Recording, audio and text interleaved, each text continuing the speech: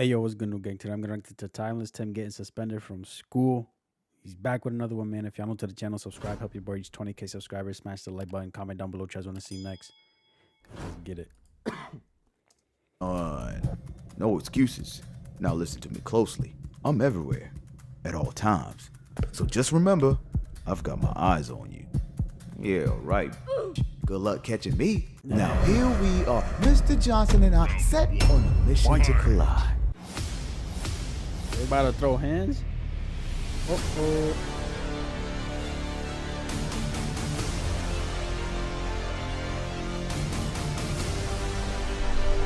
Timeless motherfucking living. Suspended. The last words before you die. Wow. See, they say education is the key to success, and I must agree, but what they don't tell you is 50-50. education by the traditional school system also breeds competition. Competition for the best grades, competition for the best athletes, competition for the best social life. Oh, Tim. Hello? You had a threesome, bro? Competition for the best grades, competition for the best athletes, competition for the best social life. AKA, do you have that direct for them shorties? Now, Damn. competition can lead to positive. You have that direct for them. Yo. Goddamn cakey cake, cuz. What the fuck going on? Hold on. Whoa. Hello? Damn.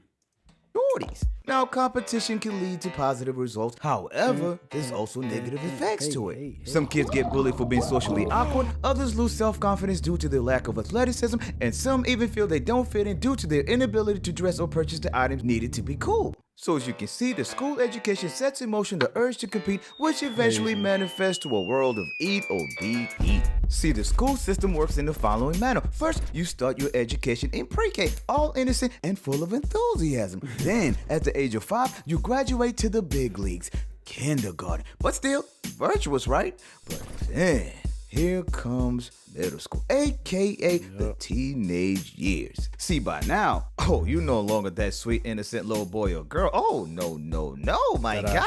See, now you hitting the puberty years and on the verge of losing that V card. So for this story, I'ma take you back to my teenage years. Now, I know you gonna feel me on this one. See, every school has that one teacher or an administrative person that nobody likes. That one person has only one true mission is to get kids in trouble. Now, for my school, this was the school principal, Mr. Johnson. Talk about the devil himself. See, Mr. Johnson was that old, broken down single man who devoted his whole life to his work. Man was probably still holding his V card. So one day I was sitting in class, minding my own business, working on some homework. Then Mr. Johnson walks into our homeroom class. Ah, Mr. Tim, is that gum in your mouth? Damn, he got me. No, Mr. Johnson. Tim, go ahead, spit it out. Now I'm no fool. What was the big fucking deal with gum, bro? Like, I understand motherfuckers was dumb and put it under the desk, you know, smear it everywhere, this and that. But it's like, bro, it's gum. Like, I remember hearing motherfuckers getting detention, bro, for gum. And if they refuse, they'd get suspended for a day. Like, what the fuck, bro? Spitting out the gum and get myself in trouble. Oh, no. All right, Tim. Just swallow the gum as slowly and smooth as possible. So with everything I had, I steadily swallowed a piece of gum and then opened my mouth. See, Mr. Johnson? I don't have any gum in my mouth. Oh, you think you're smart. But guess what, young man? You're still getting a strike. Now, in case you didn't know, in my school, we had what's called the strike system, a system introduced by Mr. Johnson himself. Now, the strike system worked in the following manner. See, in the beginning of the school year, each student gets a 6-strike curve, which basically means you get 6 get out. It is, man, bro. Well, yo, what's it called, bro? This man randomly, bro, just walks in his class, talk about some. Hey, I see that. Give me that gum, spit it out, whatever the case. Go back to the fucking office. What are you doing? jail-free cards. You can only get in trouble 6 times for the whole year before you get suspended. Now, getting in trouble can mean a variety of things. Anything from chewing gum in class, talking during class, being late to your next period, sleeping during class, niggas even sagging in school. Oh, you getting a strike. Now, to put it all into perspective, this was my 5th strike of the year, which meant I only had one more strike before getting suspended. Damn. Now, this was halfway through the school year, and getting suspended, whoo, that's not an option in my household. So the pressure was on. Now I'm in competition with Mr. Johnson to never catch me doing anything wrong for the rest of the year. So the next day, I get to school, and Mr. Johnson calls me to his office. Hello, Tim. It says here you already have 5 strikes already. Yeah? But they're from small issues like being late to class. Son, no excuses. Now listen to me closely. I'm everywhere, at all times. So just remember, I've got my eyes on you. Yeah, right. Good luck catching me. Now here we are, Mr. Johnson and I set on a mission to collide. Now fast forward about a week, and I'm in math class. Now this is where it all went down. See, before starting the class, Mr. Maxey gets in the front, and he's like, all right, kids, I need to know right now who took the test answers from my desk. See, Mr. Maxey used to keep all his test answers in his desk, and usually the desk remained locked, but on this particular day, Mr. Maxey forgot to lock his desk during lunchtime, and it just so happened that my desk was right next to Mr. Maxey's. So he was like, Tim, did you see anybody take the test answers? Mr. Maxey, that nigga right there.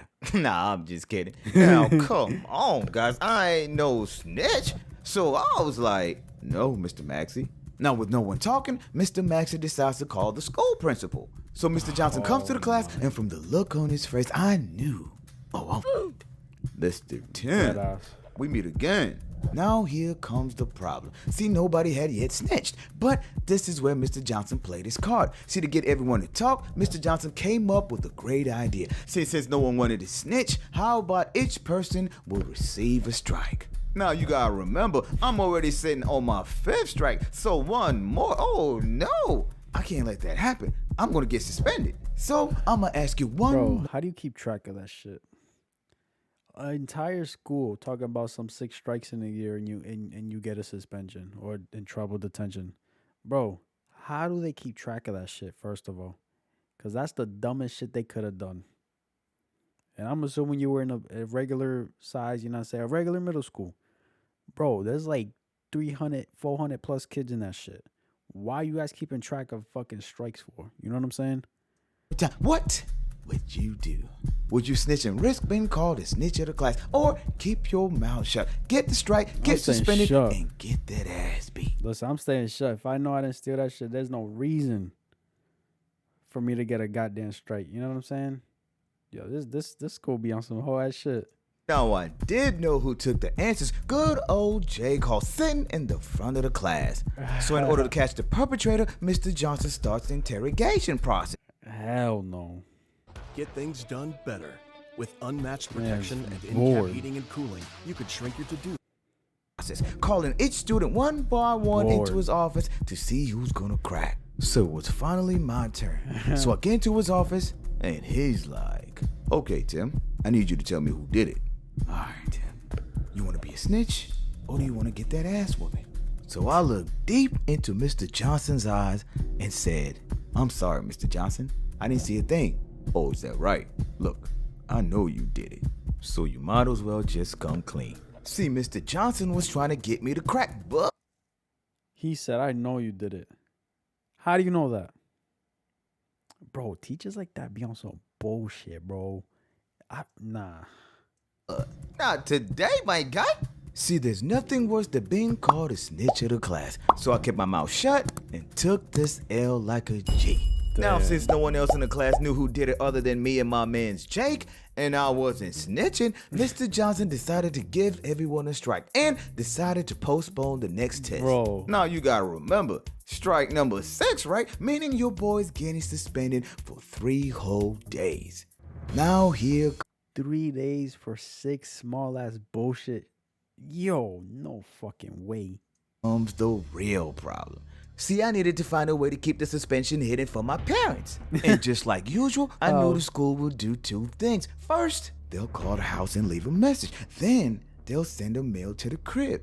Now, my job was to intercept both the voicemail and the house mail before my parents. So first thing, I get to my parents' room, check the voicemail, and just as expected, Mr. Johnson had left a message for my parents. Oh, perfect timing. Perfect timing for you, my boy. Mr. Johnson, Tim school principal, your son has been suspended from school as of today. Oh, hell no. Delete that. So I delete the message, get to my room, and then came the main issue. What do I do for the next couple of days? See, my parents expected me to keep going to school as usual, so I had to come up with a plan. See, all I had to do for the next couple of days is to wake up early, just as usual, leave the crib like I'm going to the bus stop, and wait for my parents to leave the crib. Then I'll go back to the crib and chill. Enjoy my 3-day vacation. Easy, right? And all I had to do is repeat the same routine for the next couple of days until my suspension was over, and everything's good. So just as planned, the next day I got up early, got behind the crib, and watched my parents leave for work. Then I got back into the crib and got to that PlayStation, baby! That nigga chilling, bro. That nigga chilling. So first day goes by, no problem. Everything's working according to plan. Then day 2 comes, still no problem. Then comes day number 3, but still no problem. I couldn't believe it. 3 whole days and your boy didn't get caught. So on the 4th day, I get back to school like that nigga. My plan had worked perfectly. My parents didn't find out and your boy was home free. So fast forward to the end of the school day, I get to the crib and find my dad already home. But still, no problem, right? I'm no longer suspended. My parents didn't find out. What could go wrong? But then, I see the new mail sitting on top of the table. See, my dad had already gotten the mail, but still hadn't opened it. Oh, shit. Oh, word? Tim, can you hand me the mail on top of the table? Now I start panicking. What do I do? So I get to the table, and I knew this was it. See, dad's whoopings are different. But then, right next to the table, I saw something. See, on top of the table was a glass cup. Then it hit me. That's my way out. So with the Oscar-worthy performance, I turned real fast, acted like I didn't see the glass, and hit the glass off the table, thereby breaking the glass. Oh, son, are you all right? Yeah, Dad. Sorry, didn't see the glass there.